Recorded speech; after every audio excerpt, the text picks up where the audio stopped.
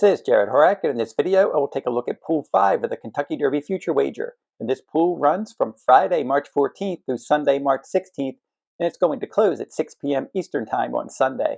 And in my recent Kentucky Derby Future Wager videos, I covered Pool 2, and I mentioned that journalism was worth a play in that pool. In my Pool 3 video, I gave out a few horses worth considering, including Grande, Sovereignty, and Tappan Street. And then in Pool 4, in that video, I said I wanted to look for closers, and I mentioned Chancellor McPatrick, Journalism, Poster, Sandman, and Sovereignty were worth a play in that pool. And I'm covering all of the Kentucky Derby points races on my channel, so keep checking for all of those handicapping videos. Earlier this week, I posted my Virginia Derby handicapping video. You can watch that one now. And I also posted my Kentucky Oaks Future Wager video last night, so check that one out as well. And earlier today, I posted my latest Kentucky Derby 2025 report at therunawayhorse.com on my Kentucky Derby page. And that report includes the latest Derby news, points race recaps, updated point standings, and my exceptional 11 Derby contenders. So check out that article now at therunawayhorse.com on my Kentucky Derby page. And I will include a link to that report in the video description below. And once again this year, I'm offering my annual Kentucky Derby Day full card at Churchill Downs on the first Saturday in May, and you will be able to purchase that analysis at therunawayhorse.com on my shop page later this spring. And I did debut a new product at therunawayhorse.com last week, my Kentucky Derby Prep Race package. And if you purchase that package, you will get my analysis and wagering strategies for all of the remaining Kentucky Derby points races, my weekly Derby reports, and my Kentucky Derby Day full card at Churchill Downs. So go to therunawayhorse.com on my shop page if you're interested in that product. And there are 40 betting interests in Pool 5, beginning with Baeza number 1 at 80 to 1 morning line. And this one is a $1.2 million purchase. McKenzie's the sire, Big Brown the dam sire, and this one 3 starts with a win and a second. Nice improvement here for trainer John Sheriffs. A nice maiden win at 1 mile last time out at Santa Anita, and he is targeting the Santa Anita Derby next. Barnes is number 2 at 6 to 1 for Bob Baffert. $3.2 million purchase here into Mischief the sire, American Pharaoh the dam sire. So for this one, he won his debut at Churchill Downs at 5.5 furlongs, and then 7 furlongs in the Grade 2 San Vicente Stakes. Second time out, he dominated that one, battling on the pace. And he made the lead in the Grade 2 San Felipe when he stretched out in his 3rd career start. And in that race, he couldn't hold off Journalism, but he was more than 9 lengths clear of his stablemate Rodriguez. So that was a good effort, and it was a strong speed rating there. It was a 108 Beyer speed figure for Journalism, so Barnes got a 105 Beyer speed figure for finishing second. It was a solid effort. Don't know how far ultimately he does want to go. I don't know if he's a 1.25 mile type horse, but he has a lot of ability and he's got good speed as well.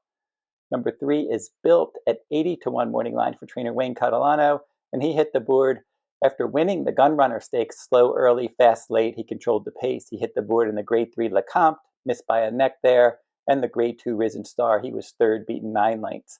He's been fairly solid in these Derby points races. He could go in the Louisiana Derby next. Number 4, Burnham Square at 30 to 1 for trainer Ian Wilkes. And he looked good in that Holy Bull Stakes victory from off the pace, defeating Tappan Street there and running that one down. But then he didn't duplicate that effort when he was 4th in the Grade 2 Fountain of Youth Stakes last time out. He missed 3rd by a neck. So it looks like they're going to be going to the Bluegrass Stakes for him, and he's going to have to run better than he did in the Fountain of Youth to compete in that event. Caldera is the 5 at 50 to 1 for trainer D. Wayne Lucas. This is a My Racehorse colt. Liam's Map is the sire, and Tisnow's the dam sire. Good pedigree here. $500,000 purchase.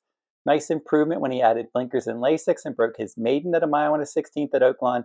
And then he missed by a nose in the Sunland Derby. Getaway car defeated him there. And Getaway car is the morning line favorite in the Virginia Derby later this weekend. California Burrito is number 6 at 50 to 1 for trainer Thomas Drury Jr., and he won the John Battaglia Memorial Stakes in his last start, and most likely he'll show up in the Jeff Ruby Stakes at Turfway Park on March 22nd. Number 7, Captain Cook for trainer Rick Dutrow. Back-to-back wins, a nice maiden win in the slop at 7 furlongs, and then he won the Withers Stakes, tracking the pace from 3rd and pulling away in the stretch and winning by more than 2 lengths. And he is targeting the Wood Memorial next.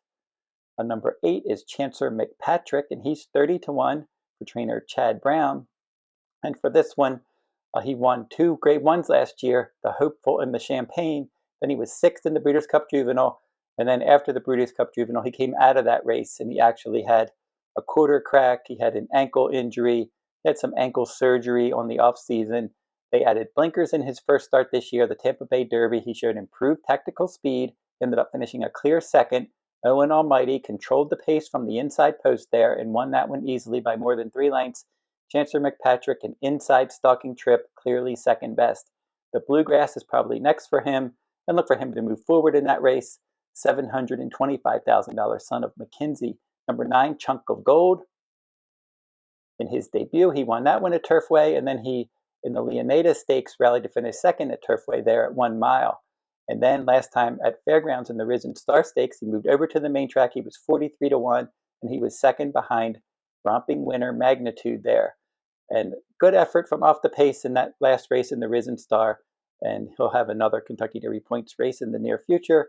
And he had a bullet workout on March 8th. Citizen Bull, your 2-year-old champion. 3 straight wins for this one. The American Pharaoh, the Breeders' Cup Juvenile, both Grade 1s. He got out there and controlled the pace and won both of those races wire to wire. Robert Lewis Stakes, his first start this year, the Grade 3.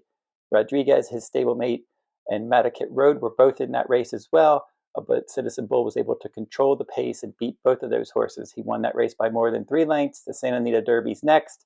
And one thing we don't know about him yet is if he can pass horses, because in these route races, he's just been able to get out there, control the pace. I wonder how he will handle the situation that he might find himself in when he actually has some pace pressure in these route races. $675,000 Son of Into Mischief for trainer Bob Baffert. Clever again, the 11 at 90-1 in this pool for trainer Steve Asmussen. And he missed by a head in his 4.5 furlong debut. And then he won a route race second time out. That was at Oaklawn. So he was off from April to September. He returned with a victory, first time Lasix as the favorite, controlled the pace there. A lot of promise, but he's very lightly raced. $500,000 Son of American Pharaoh. Coal Battle is the 12, and for this one, he's won 3 Kentucky Derby points races. In the Springboard Mile, he rallied from off the pace. In the Smarty Jones Stakes, he controlled the pace, and the pace was slow early, fast late event. In the Rebel Stakes, 4 horses were most forwardly placed, and Coal Battle was able to sit in 5th in that 13-horse field, get the jump on the deep closers like Sandman, and win that race by 1.25 lengths over early runner Madaket Road there. So Coal Battle, solid horse. He just goes out there and he runs his race every time, and he's versatile as well. Number 13 in this pool is Cornucopian for trainer Bob Baffert, and he is 60-1. He's got a lot of ability based on that debut. He was 70 cents on the dollar at Oaklawn on February 23rd. He went right to the front, and he dominated that race by more than 5 lengths, getting a strong speed rating in that 10-horse field. That was 6 furlongs. He doesn't have the experience to get into the Kentucky Derby. $1.1 million purchase. Most likely look for this one down the road for trainer Bob Baffert. He's probably going to be a decent sort this year. Disruptor at 80-1, number 14 in this pool for trainer Todd Pletcher. And he was 3rd in his debut at 7 furlongs after setting the pace. And he was 1-2 that day. So he was a heavy favorite. And then he was the favorite again, 70 cents on the dollar, second time out, 7 furlongs at Gulfstream on March 1st. And he dominated that race by more than 9 lengths. But he paid a lot for him, $1.15 million. Gun Runner is the sire. Spitestown, the damn sire. The main negative here is just his lack of experience, just 2 lifetime starts. So even if he would run in a Derby prep, get enough points, he'll only have 2 races under his belt. Oh, actually, he would have 3 because he would have the next start would be his 3rd start. But that's very lightly raced for a horse running in the Kentucky Derby. Number 15 is East Avenue at 50-1. And he was one that was really good last year. He romped in his 6 furlong debut at Ellis Park, and then he romped again in the Grade 1 Breeders' Futurity.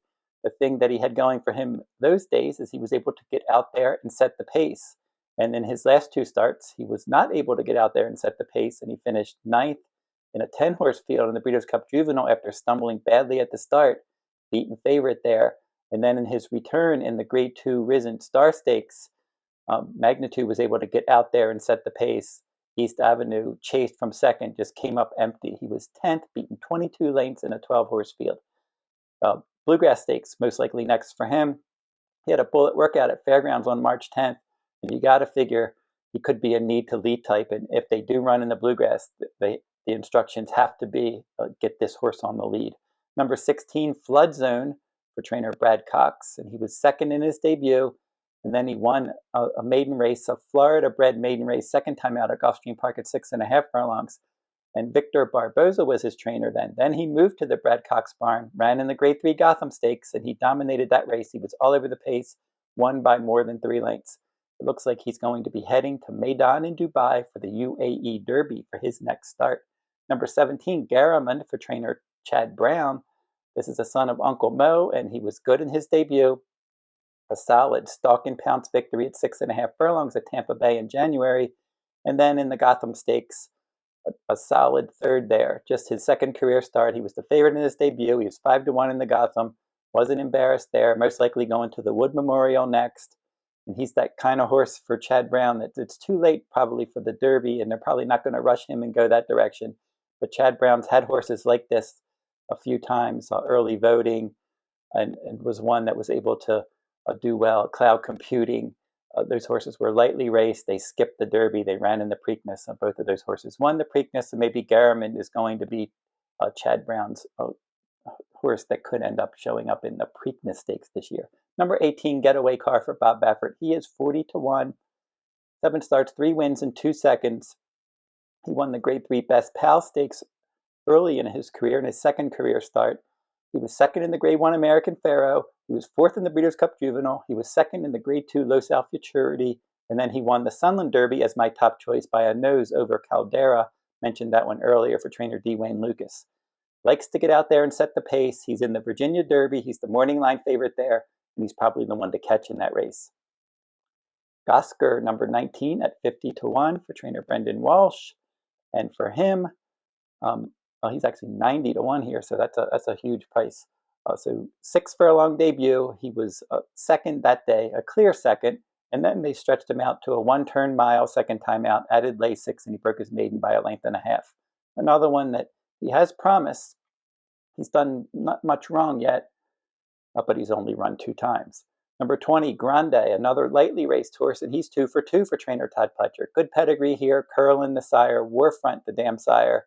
$300,000 purchase. 1-turn mile debut. Pressed from second, won that race by more than 2 lengths. They stretched him out to a mile and an 1/8 second time out. He was able to win that race by more than 2 lengths, pressing from second again. He was the favorite second time out, and look for him possibly to go in the Florida Derby. Todd Pletcher's certainly going to run him in a Kentucky Derby prep race next time, but he's another one that even if he would do well in his final prep race, he'll only have 3 starts under his belt heading into the Kentucky Derby. Number 21, Hill Road for trainer Chad Brown, 60-1. And for him, he has a win and 2 third-place finishes. He rallied to finish 3rd in the Breeders' Cup Juvenile. Citizen Bull and Gaming were up on the pace and dominated that race. Hill Road rallied from 10th in that 10-horse field. He earned a strong late pace rating. That race did not set up for him. The Tampa Bay Derby, his return when he moved to the Chad Brown barn, that race did not set up for him. Owen Almighty controlled the pace. He was going 48 and change out there. After the half, that race was basically over. Hill Road was adding blinkers. He ended up finishing well clear of the rest in 3rd in that 7-horse field. And he's probably going to want more ground and some pace help in his upcoming starts. John Hancock, number 22, for trainer Brad Cox, another horse with just 2 starts. 6 furlong debut. He went wire to wire at Tampa Bay. Mile and a 16th in the Sam F. Davis second time out.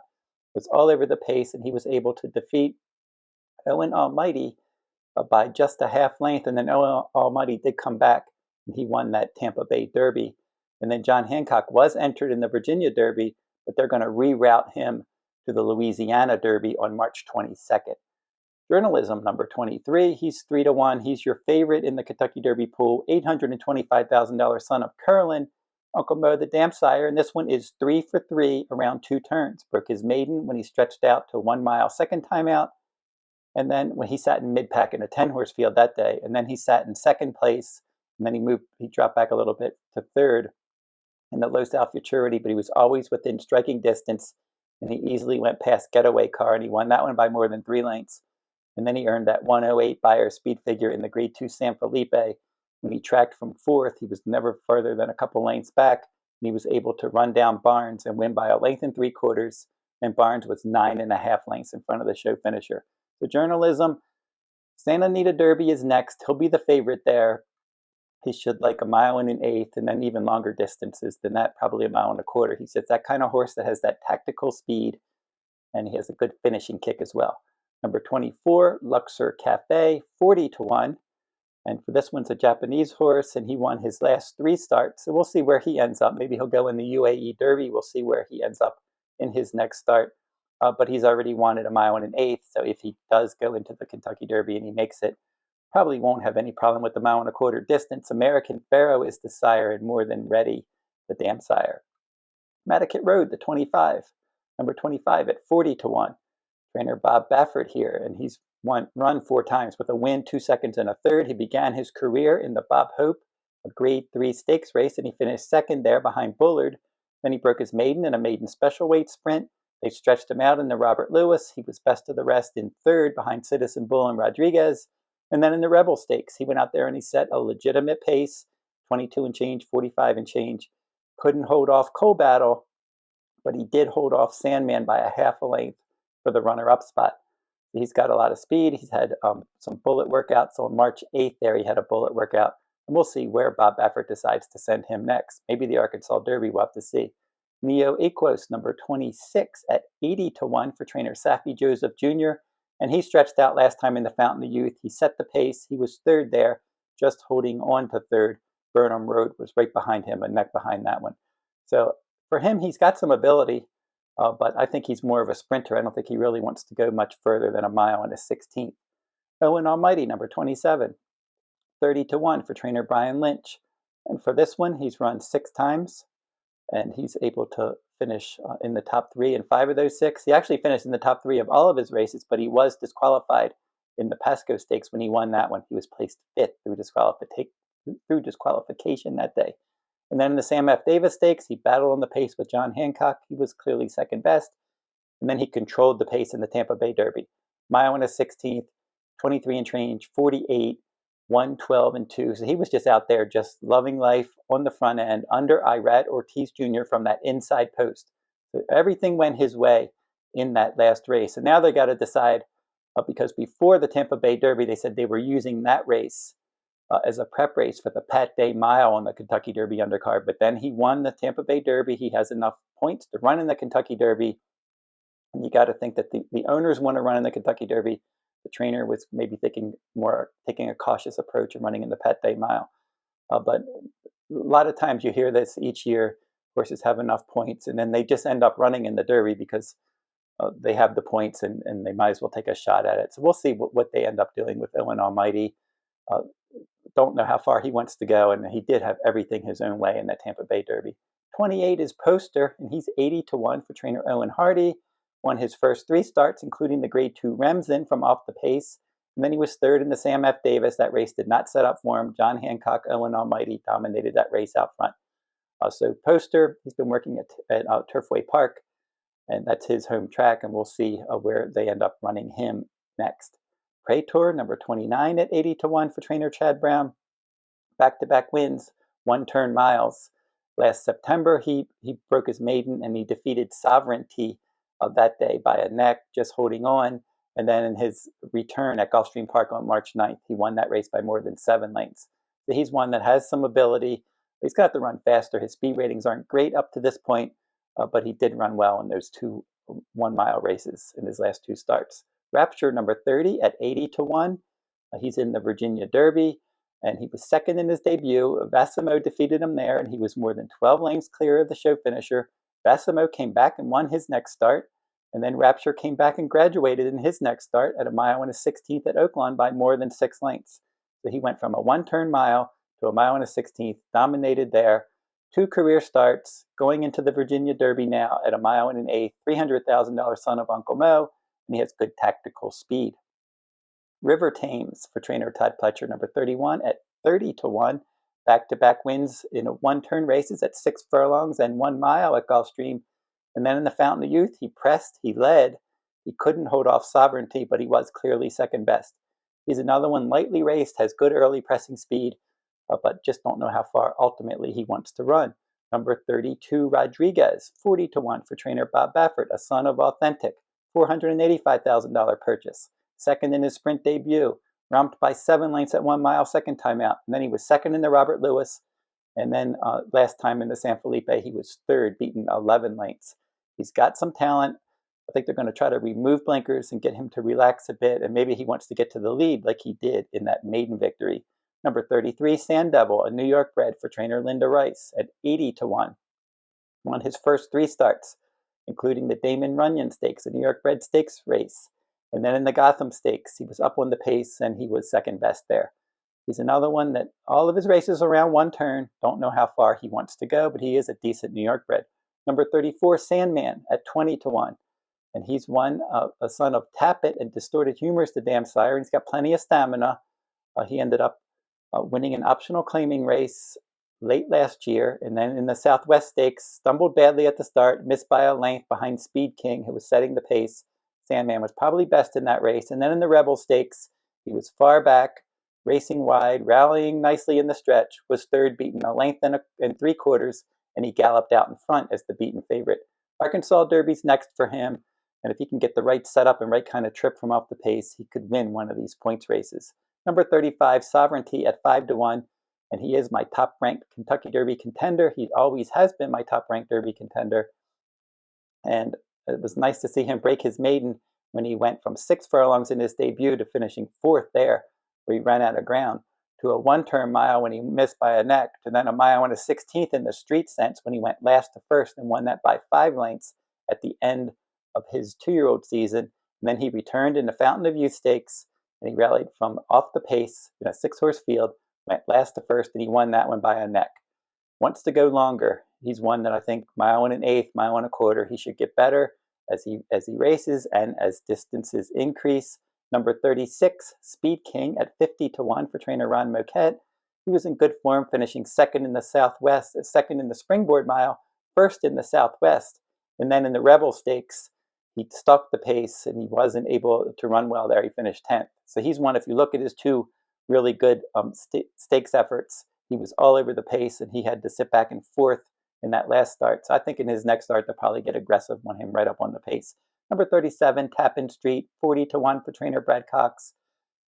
He's one that is in the boat as a lot of these horses that I mentioned. Just not a lot of experience, but he seems to have a lot of potential. $1 million son of Into Mischief, won his debut at 7 furlongs late last year. And then in the Holy Bull Stakes as my top choice, he rallied to the lead, but he couldn't hold off Burnham Square, and he was more than 9 lengths clear of the show. He's targeting the Florida Derby. Number 38, Tiztastic. He's 80-1 for trainer Steve Asmussen, and he's done well in the points races, at least hitting the board. In the street sense, he was second. In the Kentucky Jockey Club, he was third. In the Southwest, he was third. And then in the Rebel Stakes, he was 5th. So he did pick up Kentucky Derby points in all of those races, and he's going to need a few more points there to qualify for the Kentucky Derby. Number 39, Yinzer at 90-1. Took him 4 starts to break his maiden for Steve Asmussen, but he did look good at Fairgrounds, breaking his maiden, going wire to wire on February 15th. Maybe they take a shot in the Louisiana Derby. And then number 40, all other 3-year-olds at 12-1. So I already have coverage of Journalism, Sovereignty, and the others I mentioned earlier in this video when I played them in the other pools. So we're going to go in a different direction in this pool. And now we're going to look at the 3 most interesting horses worth playing in Pool 5. And Baeza, number 1, is one that I'm interested in putting a few dollars on. And at 80-1, $1.2 million purchase. Really good pedigree here. The Dam Puka, she dropped Kentucky Derby 2023 winner Mage and 2024 Belmont and Haskell winner Dornoch. This one has a strong pedigree. He's on the upswing. They're running in the Santa Anita Derby next. And we'll see what this John Sheriff's trainee can do in the Santa Anita Derby. That's going to be a big test. He's going to be facing Citizen Bull and Journalism there. Number 5, Caldera. There's a horse that's on my Derby list. He's 50-1 for trainer D. Wayne Lucas, and he is getting faster. Now, I do like his early pressing versatility. He had a bullet workout on March 6th, and the Louisiana Derby on March 22nd might be next for him. And that race could fit him well because horses with early pressing speed at that 1 3/16 distance at fairgrounds definitely do well. And then number 7, Captain Cook, is the third horse that I'll look at playing in this pool, 30-1. And he definitely is on the upswing for Rick Dutrow. And he does have a nice distance progression. He went from 6 furlongs to 7 furlongs to 9 furlongs. And he did win that Weather Stakes at 1 1/8. And he improved his speed ratings in all 3 starts. He's targeting the Grade 2 Wood Memorial. He's continuing the train forwardly for that race. I like his tactical speed. And he's one that could easily win the Wood Memorial, although that has been a negative Kentucky Derby prep in recent years. That's my look at Pool 5 of the Kentucky Derby Future Wager. I also took a look at the Kentucky Oaks Future Wager yesterday, so you can watch that video on my YouTube channel if you're interested. If you want a free pick each day, go over to therunawayrhorse.com and click on the Better Bets blog tab at the top of my homepage for a free pick from around the country each day.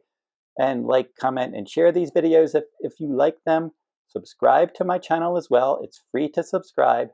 And until I see you next time, good luck at the races.